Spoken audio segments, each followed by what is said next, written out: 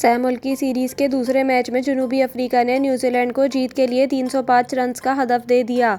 लाहौर में खेले जा रहे मैच में न्यूजीलैंड ने जनूबी अफ्रीका के खिलाफ टॉस जीतकर पहले बॉलिंग का फैसला किया। मुकर्ररा 50 ओवर्स में प्रोटीज ने कीवीज के खिलाफ 6 विकेटों के नुकसान पर 304 रन्स स्कोर किए।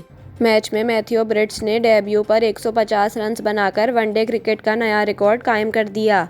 इसके अलावा व्यान मिल्टर 64 और जेसन स्मिथ ने 41 रन्स बनाए।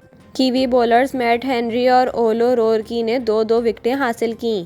टॉस के मौके पर गुफ्तगू करते हुए न्यूजीलैंड के कप्तान मिचेल स्टेन्स का कहना है कि टीम में एक तब्दीली की है, राचिन रविंद्र की जगह कोनोए को शामिल किया है। इस मौके पर गुफ्तगू करते हुए जनूबी अफ्रीका के कप्तान टेम्बा बाउमा ने कहा कि अगर हम टॉस जीतते तो पहले फील्डिंग ही करते। टीम में नए खिलाड़ी हैं और वो खेलने के लिए एक्साइटेड हैं।